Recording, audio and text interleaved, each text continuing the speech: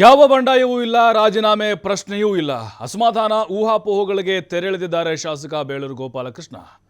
ಸಚಿವ ಸ್ಥಾನ ಕೇಳಿದ್ದು ನಿಜ, ಸಿಗದಿದ್ದಕ್ಕೆ ಬೇಸರ ಆಯಿತು. ಆದರೆ ನಾಯಕರು ಮಾತುಕತೆ ಬಳಿಕ ಶಮನ ಆಗಿದೆ.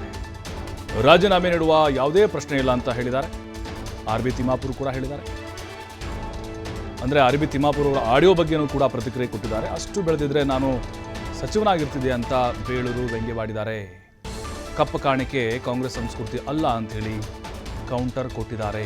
ಈಗ ಒಂದು ಆಡಿಯೋ ಕೂಡ ಹರಿದಾಡ್ತಿದೆ ಅಲ್ವಾ, ಅದಕ್ಕೆ ಸಂಬಂಧಪಟ್ಟಂತೆ ಕೂಡ ಈಗ ಬೇಳೂರು ಕೌಂಟರ್ ಕೊಟ್ಟಿದ್ದಾರೆ. ಮತ್ತು ರಾಜೀನಾಮೆ ಪ್ರಶ್ನೆಯೇ ಇಲ್ಲ, ಎಲ್ಲ ನಾನು ಸಮಾಧಾನ ಆಗಿದೆ. CM ಕೂಡ ಕರೆದು ಮಾತನಾಡಿದರು. ಹರಿಪ್ರಸಾದ್ ಅವ್ರ ಜೊತೆಗೂ ಕೂಡ ಮಾತಾಡಿದ್ದೇನೆ. ಮುಂದಿನ ದಿನಗಳಲ್ಲಿ ಅವಕಾಶ ಮಾಡಿಕೊಡ್ತೀವಿ ಅಂತ ಹೇಳಿದ್ದಾರೆ. ಹಾಗಾಗಿ ನಾಯಕರ ಮೇಲೆ ಭರವಸೆ ಇಟ್ಟು ನಾನು ಸಂಘಟನೆ ಕಡೆ ಗಮನ ಹರಿಸ್ತೀನಿ ಅಂತ ಬೇಳೂರು ಹೇಳಿದ್ದಾರೆ. ಕಪ್ಪ ಕಾಣಿಕೆ ಅದು ನಮ್ಮ ಕಾಂಗ್ರೆಸ್ ಸಂಸ್ಕೃತಿ ಅಲ್ಲ ಅಂಥೇಳಿ ಕೌಂಟರ್ ಕೊಟ್ಟಿದ್ದಾರೆ. ರಾಜ್ಯದ ಹಿರಿಯರು ನಮಗೆ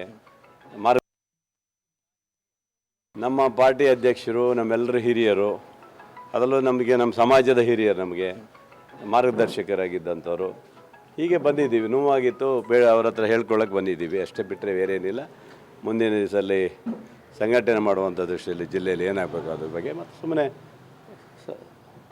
ವೈಯಕ್ತಿಕ ಮಾತಾಡೋಕ್ಕೆ ಬಂದಿದ್ದೀವಿ.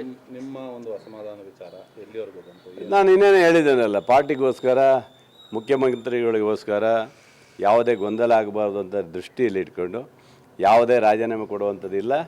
ಹಾಗಾಗಿ ಎಲ್ಲ ಕ್ಯಾನ್ಸಲ್ ಮಾಡಿದೆ. DK ಶಿವಕುಮಾರ್ ಹೇಳಿದಂತೆ ತಾಳ್ಮೆಯಿಂದ ಇರಿ ಅನ್ನುವಂಥ ಸೂತ್ರಕ್ಕೆ ಇಲ್ಲ, ಅವರೇ ಕರೆದಿದ್ದರು ಮೊನ್ನೆ ರಾತ್ರಿ ಕರೆದು ಅದೆಲ್ಲ ಮಾಡೋಕ್ಕೆ ಹೋಗಬೇಡಿ, ಆಯ್ತಪ್ಪ ಗೋಪಾಲ ಆಗಿದೆ ಅಂತ ಹೇಳಿದರು.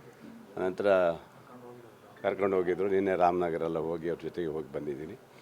ಸಮಾಧಾನವಾಗಿ ಇರುವಂತ ಹೇಳಿದ್ದಾರೆ. ಹಾಗಾಗಿ ಬೇರೆ ಏನಾದರೂ ಪಕ್ಷದಲ್ಲಿ ನಿಮಗೆ ಸೂಕ್ತ ಸ್ಥಾನ ಯಾವುದು ಆ ಥರ ಏನಿಲ್ಲ.